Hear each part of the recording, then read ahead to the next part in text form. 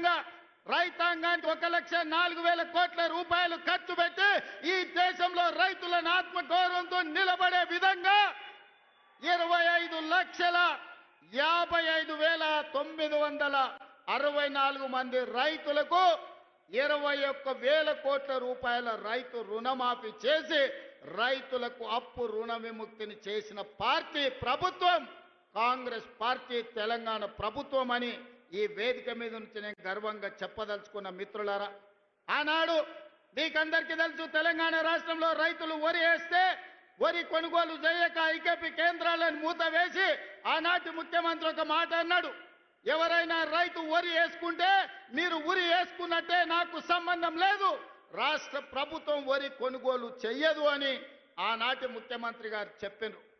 కానీ ఇందిరమ్మ రాజ్యంలో ప్రజాపాలనలో మనం ప్రభుత్వం వచ్చిన వెంబడే చెప్పినాం, మీరు ఎంతైనా వరి పండించండి, చివరి గింజ వరకు కొంటాం, చివరి గింజ వరకు కొనడమే కాదు 500 రూపాయల బోనస్ ఇస్తామని ఆ ఎల్ల మాట ఇచ్చినాం. 2024-25 సంవత్సరంలో భారతదేశంలోనే అత్యధికంగా వరి పండించినాం. ఎంతయ్యా అంటే 2,80,00,000 మెట్రిక్ టన్నుల వరి ధాన్యాన్ని ఉత్పత్తి చేసి ఈ దేశానికి ఆదర్శంగా నెంబర్ 1 స్థానంలో నిలబడ్డ రాష్ట్రం తెలంగాణ రాష్ట్రం. ప్రతి గింజ మన ప్రభుత్వం ప్రజా పాలనలో కొనుగోలు చేసిందని ఈరోజు నేను గర్వంగా చెప్తున్న మిత్రులారా. అందుకే ఈనాడు రైతాంగం మొన్న జరిగిన మీరు చూసిండ్రు రైతు భరోసా కార్యక్రమం, అందరూ అనుకున్నారు గోతికాడి నక్కలాకి ఎదురు చూసిండ్రు, ఒంటె పెదాలకు నక్క ఎదురు చూసినట్టు రైతు భరోసాలో ఈ ప్రభుత్వం విఫలం చెందుతుందని ఆలోచన చేసిండ్రు.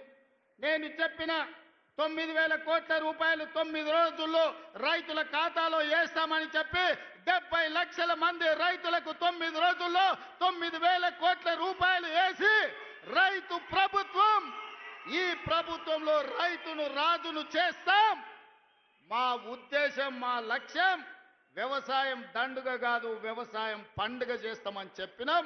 చేసి చూపించి ఆ ఘన విజయాన్ని సాధించి ఇవాళ రైతులు తలెత్తుకునే విధంగా ఇది రైతు రాజ్యం అంటే ఇట్లా ఉండాలి, 24 గంటల ఉచిత కరెంటు ఇవ్వాలి, రైతులు పండించిన పంట కొనాలి, రైతులకు రుణమాఫీ చెయ్యాలి, రైతులకు రైతు భరోసా ఇవ్వాలి అని ఈ రోజు ఈ ప్రజా పాలనలో ఇందిరమ్మ రాజ్యంలో మనం అమలు చేసిన మిత్రులారా. ఇవాళ ఎవరైనా సరే నేను సవాలు విసురుతున్నా, అది ఢిల్లీలో ఉండే మోడీ అయినా సరే, గల్లీలో ఉండే కేడీ అయినా సరే, చర్చ పెడతాం పార్లమెంటులోనా అసెంబ్లీలోనా.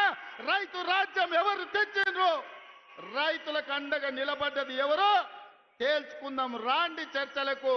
కేసీఆర్ వస్తాడో, కేటీఆర్ వస్తాడో, కిషన్ రెడ్డి వస్తాడో, నరేంద్ర మోడీ వస్తాడో, కాంగ్రెస్ పార్టీ కార్యకర్తలను తీసుకొని నేను వస్తా అని సూటిగా సవాలు విసురుతున్న మిత్రులారా,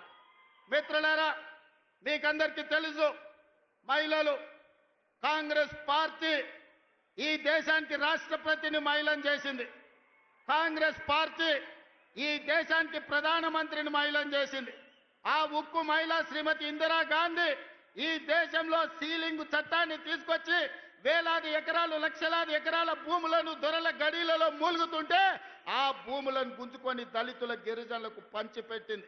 ఇల్లు లేని వాళ్ళకు ఇందిరమ్మ ఇల్లు ఇచ్చింది, కట్టుకోవడానికి పట్టా లేని వాళ్ళకు ఇంటి పట్టానిచ్చింది, దున్నుకునే వాడికి భూమి లేకపోతే దున్నేవాడికి భూమి అని గ్రామాలలో 25 లక్షల ఎకరాల భూమి ఇవాళ ఇందిరమ్మ ఇచ్చింది. ఆదివాసీలకు 10 లక్షల ఎకరాల పోడు భూముల పట్టాలు ఇచ్చింది ఇందిరమ్మ ప్రభుత్వం. ఇవాళ పేదవాడు సొంత ఇల్లు ఉన్నా, సొంత ఇంటి స్థలం ఉన్నా దున్నుకోవడానికి భూమి ఉంది అంటే అది ఇందిరమ్మ ఇచ్చిన భూమి, ఇందిరమ్మ ఇచ్చిన ఇల్లు పట్ట, ఇందిరమ్మ ఇచ్చిన ఇల్లు అని చెప్పి నేను ఈ సందర్భంగా తెలియజేయదలుచుకున్న మిత్రులారా. ఇవాళ మీరు ఆలోచన చేయండి. ఇందిరమ్మ ఆనాడు తెచ్చిన సంక్షేమము అభివృద్ధి ఈరోజు పేదవాళ్ళ జీవితాల్లో వెలుగులను నింపింది.